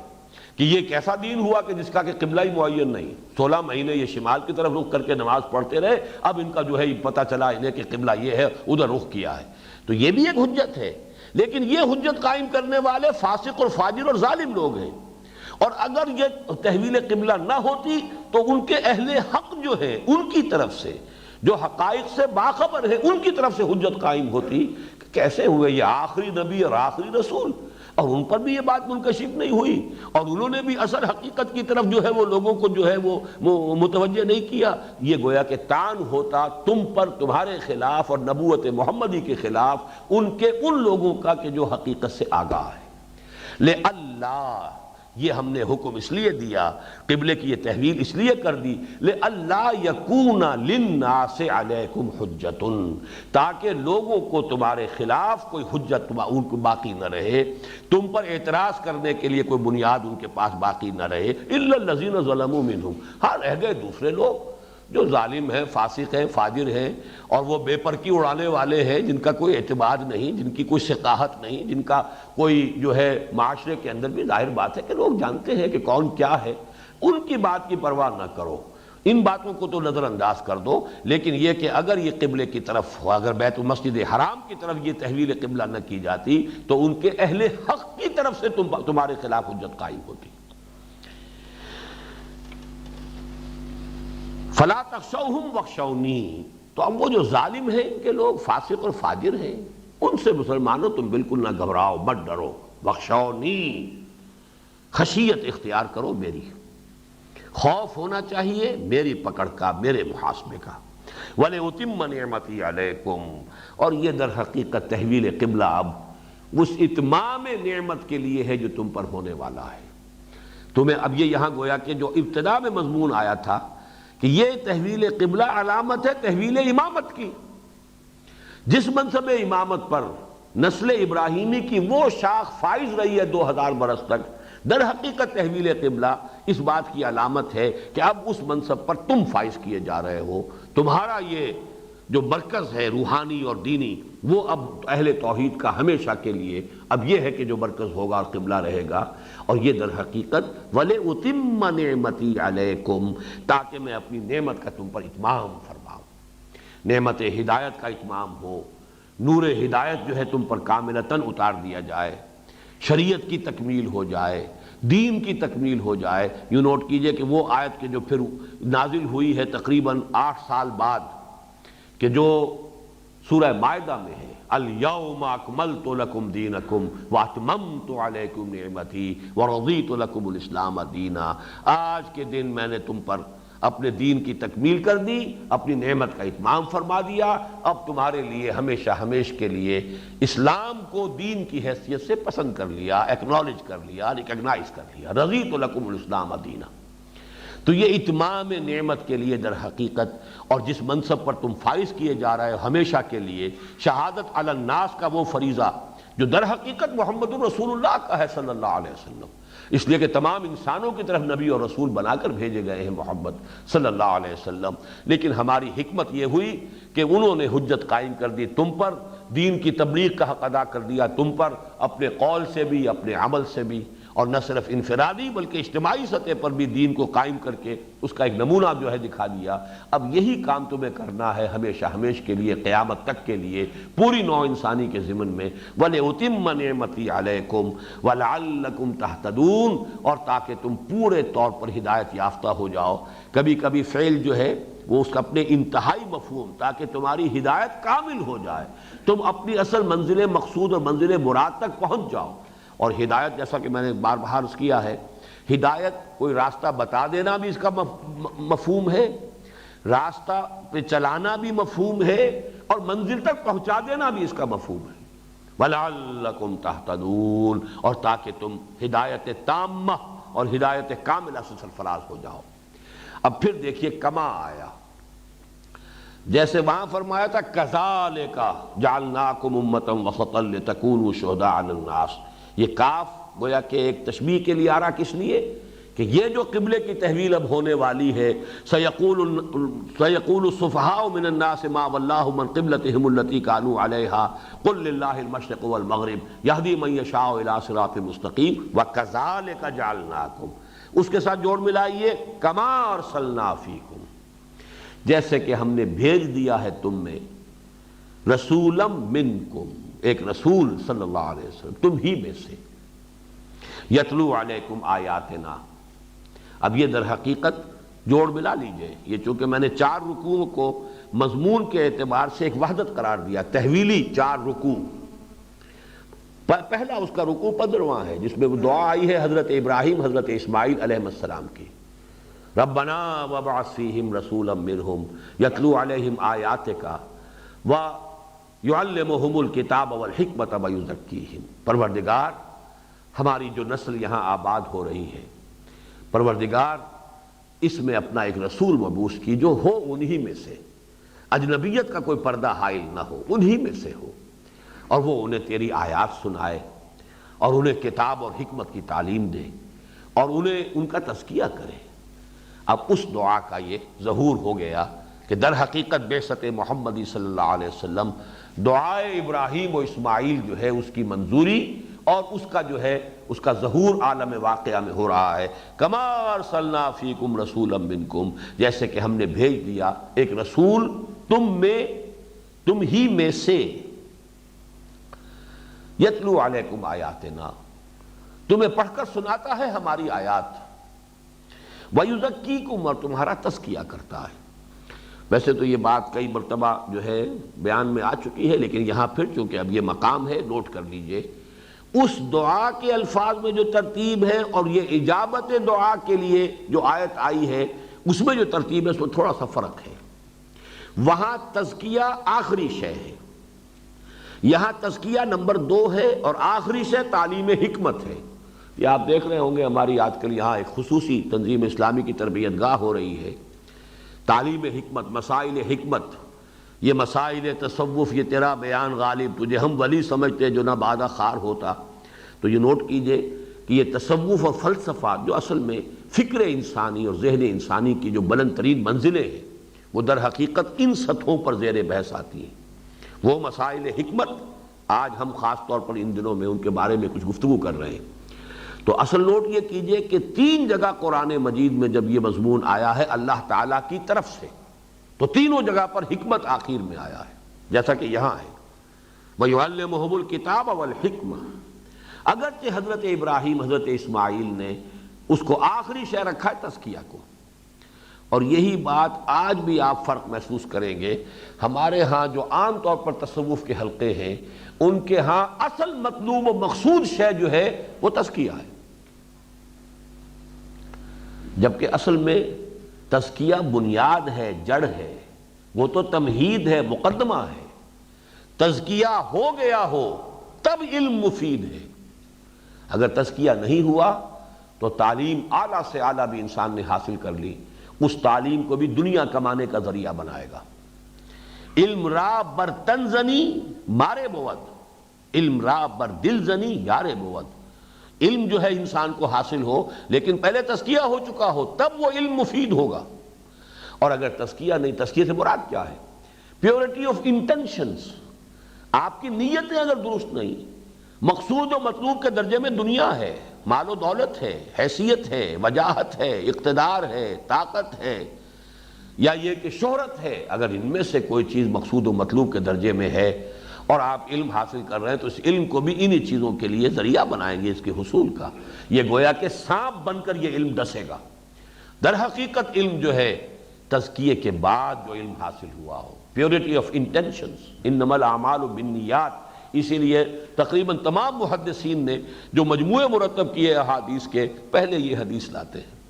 متفق علیہ حضرت عمر رضی اللہ تعالی عنہ سے، حضور کا یہ قول مبارک، انما الاعمال بالنیات وانما لکل امرئ ما نوی، فمن كانت هجرته الى الله ورسوله فهجرته الى الله ورسوله، ومن كانت هجرته لدنيا يصيبها او امرأة ينكحها فهجرته الى ما هاجر اليه، متفق علیہ عن عمر بن الخطاب رضی اللہ تعالی عنہ۔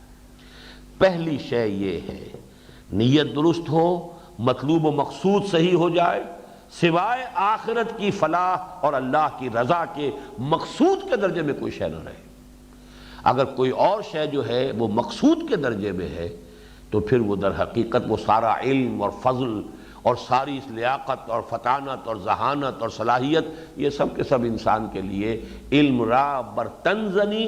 مارے بود، پھر یہ سانپ بنتا ہے، ڈستا ہے انسان کو۔ بہت بڑا علم تھا ابو الفضل اور فیضی کا، لیکن ان بدبختوں نے اس علم سے جو فائدہ اٹھایا وہ یہ کہ ایک فتنہ، دین اکبری، دین الہی ایجاد کیا ہے۔ اکبر میں کہاں اس کی صلاحیت تھی کہ وہ کوئی نیا دین ایجاد کر لیتا؟ ان پڑھ آدمی، چٹا ان پڑھ۔ یہ تو اصل میں بڑے جو غادری علماء تھے، ابو الفضل اور فیضی جیسے، وہ جس کو اقبال نے کہا ہے کہ وہ فقیہ شہر جو ہے وہ لغت قارو ہے لغت ہائے حجازی کا، تو لغت ہائے حجازی کا اتنا بڑا قارون تھا وہ کہ اس نے بے نقط تفسیر لکھ دی پورے قرآن مجید کی۔ یعنی یہ کہ جو الفابیٹ کی تختی ہے اس میں سے نقطے والا کوئی حرف نہیں آیا، کوئی لفظ جس میں نقطے والا حرف شامل ہو پوری تفسیر میں نہیں آیا۔ اور اس کی تفسیر پر، اس کے علم کے اوپر بھی جو گرفت تھی وہ اتنی تھی کہ اس کی اس تفسیر کے اوپر کوئی اعتراض نہیں ہوا۔ بعد میں وہی ذہانت، وہی فطانت، وہی لیاقت استعمال ہوئی، کاہے کے لیے؟ وہ دین اکبری کی تدوین، دین الہی کی تدوین۔ یہی معاملہ ہوا حکیم نور الدین، بہت بڑا عالم، اہل حدیث عالم، جتنا اس نے سفر کیا ہے پورے ہندوستان میں، جہاں کہیں اسے معلوم ہوا کہ کوئی بڑا محدث ہے وہاں جا کر اس سے علم حدیث حاصل کیا، جہاں معلوم ہوا کوئی بڑا منطقی اور فلسفی ہے وہاں جا کر اس نے منطق اور فلسفہ سیکھا۔ لیکن وہ علم کام کہاں آیا؟ یہ غلام احمد قادیانی کی نبوت کے فروغ میں۔ بلکہ اصل میں تو در حقیقت یہ سارا فتنہ جو ہے تصنیف حکیم نور الدین کی۔ وہ جو شعر آج ہم نے پڑھا تھا اپنے اسی تربیتی پروگرام میں، چرخ میں کب یہ سلیقہ ہے ستمگاری کا، کوئی معشوق ہے اس پردہ زنگاری میں، چرخ کو کب یہ سلیقہ ہے ستمگاری میں، تو نہ اکبر کو اس کا کوئی سلیقہ ہو سکتا تھا اور نہ غلام احمد قادیانی کو۔ اصل میں وہاں بھی وہ علماء تھے چوٹی کے، ابو الفضل اور فیضی، اور یہاں بھی بہت بڑا عالم دین حکیم نور الدین۔ تو فتنے تو وہاں سے اٹھتے۔ تو اگر تزکیہ نہیں ہے تو در حقیقت یہ سارا علم و فضل جو ہے یہ غلط رخ پر انسان کو لے جائے گا۔ تو اصل میں صحیح تر کہہ لیجئے یا بہتر ترتیب یہ ہے، اور اصل شے جو ہے آخری شے، اس سے بھی ویلیوز کا تعین ہوتا ہے، حکمت دانائی یہ بلند ترین شے ہے، لہذا اس کو بھی اپنی ویلیوز سسٹم کے اندر معین کر لیجئے۔ اسی لیے سورہ بقرہ ہی کے اندر وہ آیت آ جائے گی، یؤت الحکمۃ من یشاء ومن یؤت الحکمۃ فقد اوتی خیرا کثیرا۔ اللہ جس کو چاہتا ہے حکمت عطا فرماتا ہے، اور جسے حکمت عطا ہو گئی اسے تو خیر کثیر عطا ہو گیا۔ کما ارسلنا فیکم رسولا منکم یتلو علیکم آیاتنا ویزکیکم ویعلمکم الکتاب والحکمہ وَيُعَلِّمُكُم مَّا لَمْ تَكُونُوا تَعْلَمُونَ، اور تمہیں سکھاتا ہے، تعلیم دیتا ہے ان چیزوں کی جو تم نہیں جانتے تھے۔ ظاہر بات ہے کہ اس سے پہلے، اور یہی مضمون پھر آگے چل کر آیا ہے سورہ آل عمران میں جب یہ آیت آئی اور سورہ جمعہ میں جب یہ آیت آئی، وَإِن كَانُوا مِن قَبْلُ لَفِي ضَلَالٍ مُّبِينٍ، اس سے پہلے تو یقیناً وہ کھلی گمراہی میں تھے۔ لقد من اللہ علی المؤمنین اذ بعث فیہم رسولا من انفسہم یتلو علیہم آیاتہ ویزکیہم ویعلمہم الکتاب والحکمہ وإن كانوا من قبل لفی ضلال مبین هو الذی بعث فی الامیین رسولا منہم یتلو علیہم آیاتہ ویزکیہم ویعلمہم الکتاب والحکمہ وإن كانوا من قبل لفی ضلال مبین۔ وہی بات یہاں کہی، ویعلمکم ما لم تکونوا تعلمون فاذکرونی اذکرکم۔ دیکھیے یہ اگر ذرا سا بھی کلام کا کچھ تھوڑا سا اسلوب کی انڈرسٹینڈنگ ہو جائے، یہ در حقیقت خاتمہ کلام کا انداز ہے۔ کسی بحث کو کلوز کیا جا رہا ہو، کہیں آ کر کسی چیز کو آخر میں اس بحث کو ختم کیا جا رہا ہو، فَاذْكُرُونِي أَذْكُرْكُمْ،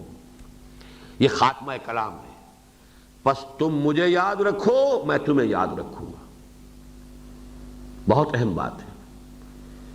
یہ جو مذاکرہ باہمی ہے، تذاکر باہمی ہے، یہ در حقیقت اہم ہے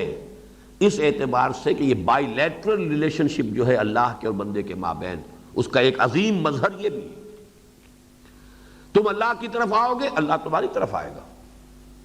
تم اللہ سے اعراض کر لو گے، اللہ بھی اپنی عنایتیں اور شفقتیں تم سے وہ دور کر دے گا، اپنا رخ پھیر لے گا۔ تم توبہ کرو گے، پلٹو گے، اللہ بھی رجوع کرے گا۔ تم معصیت سے توبہ کرو گے، تواب، کل بنی آدم توابون خطاؤون وخیر الخطائین التوابون، اور اللہ بھی، ان اللہ تواب الرحیم، وہ بھی تواب، تم بھی تواب۔ تمہاری توبہ کیا ہے؟ معصیت سے، غفلت سے، فسق سے، فجور سے تم نے توبہ کی، رجوع کیا۔ اللہ کی توبہ کیا ہے؟ اس نے اپنی عنایت اور شفقت کا رخ تم سے پھیر دیا تھا، اب پھر وہ اپنی شفقت اور عنایت اور رحمت کے ساتھ تمہاری طرف متوجہ ہو گیا۔ تم مجھے یاد کرو، میں تمہیں یاد کروں گا۔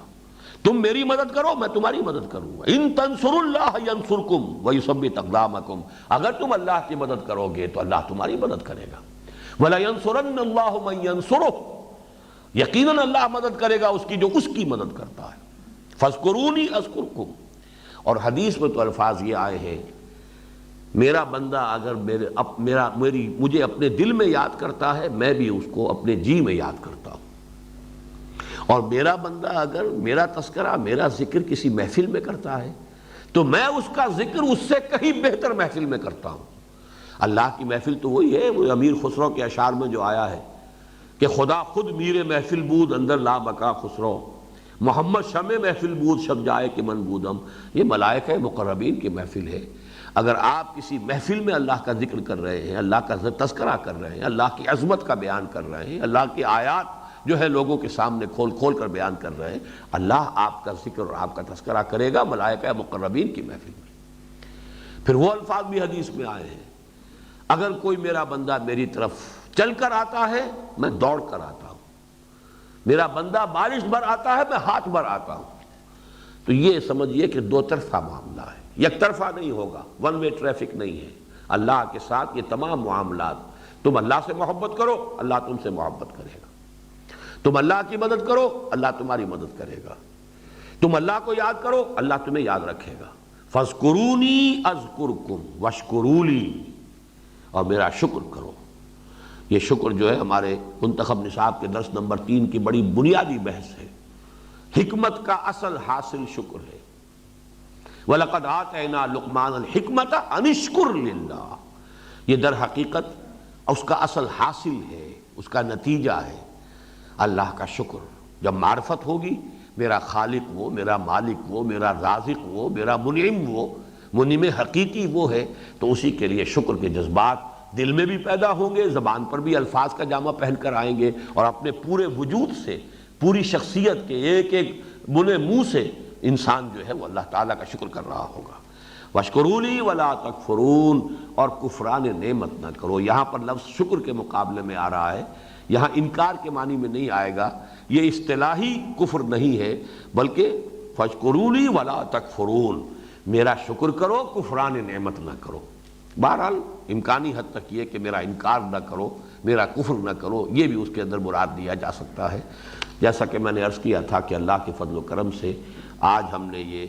خاصا بڑا حصہ ہے قرآن مجید کا جس کے مطالعے کی تکمیل کر لی ہے۔ بارک اللہ لی و لکم فی القرآن العظیم و نفعنی و ایاکم بالآیات والذکر الحکیم۔